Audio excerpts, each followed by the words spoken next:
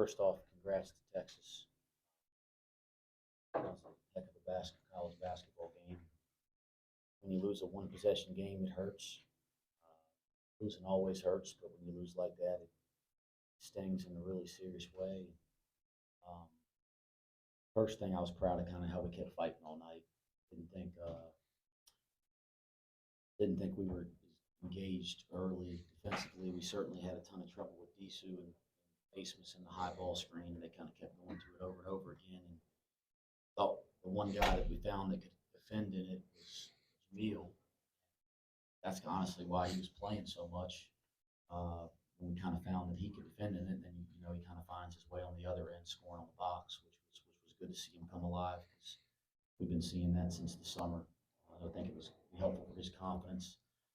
But I was disappointed in how we defended the ball screen there. We had a couple turnovers are really disappointing. Both games, here in league play, we've just turned it over at an incredibly high rate, and that hadn't been the team we've been. But you look down, you got multiple guys with two, and you got a couple guys that are starters, 3, 4. But we got to do a better job taking it away because they turn turnovers into easy baskets all night. And that's the kind of stuff that the reason is you lost the game.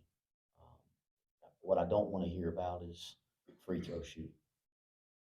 The thing that I heard every time we lose. Our players hurt every time we lose, but nobody's going to beat himself up more than John Newman tonight, and that breaks my heart. It breaks my heart, and it ain't fair because he shouldn't do it. Because one missed free throw on a 1-on-1 does not define the game, but he's going to do that to himself, and I just hate that. We're going to have his damn back because that's not it. There's 1,000 reasons why we had a chance. We had 2 chances to get stops to win. We didn't get stops. That's why we lost the game, not because of free throws. So I break my heart for that. But some good performances tonight. I thought Simas was special.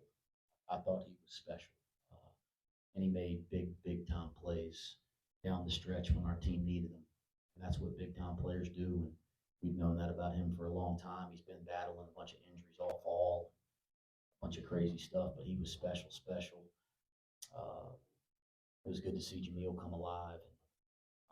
Victor's kind of been consistent all year. I won't kind of go down the list, but I thought Disu was a load. I thought him at the 5 with the pick and pop threat makes them a completely different team. And we thought they might do some of that, but Shedrick must have I think he was grabbing his back in the last game, so that must be why he didn't play. But I think Disu was just everything we could handle, and we talked about everything we could possibly do at halftime. But Millie kind of gave us the best chance, and the way Millie was guarding it was the way that we tried to get Vic and AZ to guard it a little bit, but they didn't have quite the same level of success. How much does it impact? It felt like your guards were doing a good job on Asmus and Hunter, where you don't want to change up what you're doing with those coverages, but you have to adjust because Disu gets hot. Yeah, I mean, it's not like as simple as like they asked me on the radio show, do you put John Newman? Look, I mean, and who do the other guys guard? There's a chain reaction. Certainly, we talked about it. If you go to switch it, then Jizzle and Day was great on him. Jizzle was good for the most part. He had some breakdowns. They get him out of the timeout on the back door, gets him for 3, getting through the screen. But Day was great on him. But then you switch it. Well, now you got Little on Big, and he's going to walk you down to the box, and that's okay because maybe you could double it. But then you got Big on Asmus, so it's not. I mean, I know a lot of people. That's what makes college basketball great. People watch and care, and all that. So people ask those kind of questions. It's not like we're idiots. Like we're sitting there talking about it. And again, Millie had a lot of success, and so we felt like we could get everybody to do that. I thought Millie on him was really good, other than he doesn't kind of beat him to a spot there, and he gets the foul, and he gives up the floater over the top. But I thought he was pretty good, and I thought the shot that Disu made, his last basket, the face-up shot, like we'll live with that one. I thought Millie might have even gotten a hand on it and still went in. So that's just how it goes sometimes. Coach talked about just how tough those one possession losses are. How much is this feeling going to motivate you, and how vindicating is it because proof with some of the best teams in the conference and some of the best? It's very disappointing. I wouldn't say we were worried at all about proving anything. You know, we knew how good we are, and we knew we belong. And but yeah, in terms of disappointment, we have a few hours to be sad, but we knew what we're coming into with the Big 12, and tomorrow we got to come back ready and prepare for Baylor. Wes, can you talk about the energy that it took to play a game like this? And obviously, Big 12 games are going to be filled with energy. Just the energy it takes to play a game.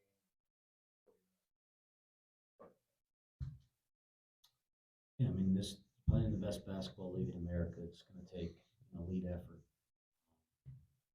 and you can't have possessions you take off. So effort. I don't think anybody that watched the team would say our guys would be disappointed in our players' effort, but the effort plus the focus and attention to detail for 40 minutes, we get better there. We got a lot of work to do there. But yeah, it's going to take a lot of effort in these games. That's what it is. It's the highest level of college basketball. It's awesome. It was incredible atmosphere in there tonight. That's what we all came here for. It hurts like hell when you come up a possession short. Seems like there's been a fair amount of missed layups, obviously. We Yeah, missed it's some. tough We time missed. finishing. We missed some, Scott. That I don't know how much the defense has impact on. We just miss point blank layup. Sometimes if you miss it 2-3 feet over the top, that give the defense credit. But we got point blank layups at the rim all night. We didn't convert those. And you look down and you score 73, and I don't know how many layups we missed. It felt like a ton. I've said it for years. I've never coached a player that wanted to miss a layup. Never coached a kid that wanted to miss a free throw. I don't dwell on it, but we'll just get back to working at it in practice. The crowd was loud, or are you disappointed that it wasn't a sellout? Oh, well, I thought our fans were unbelievable. I thought that was a high level environment. Simas, you go 7 of 10 from the field, you really just kind of take over, take over the offense in the final 5 minutes, crunch time. That's one of the multiple times you've done that this year. Do you feel like you can confidently take that mantle and be that go-to guy in these final moments, especially in these high-level atmospheres? Yeah, I can't. I mean, I don't know what else to say. Especially when my shot's falling, and I know I can make the right decision if it's creating a shot for myself or a teammate. But again, we have a lot of guys that have that capability, so it's not like I'm sitting here saying I'm the go-to guy, because we have more than 5 people who can be that. So yeah. Is there a thought process or a mindset you enter in those moments where you're like, all right, I'm feeling it, I can feel my shot going down? Is there anything different that clicks where you're able to go 7 for 10 and really stay as efficient as you are?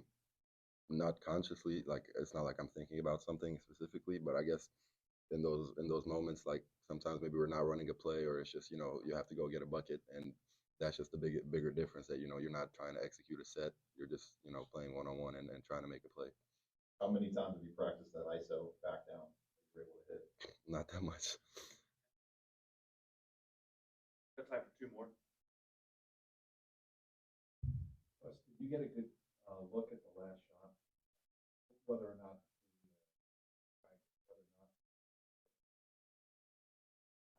I'm not going to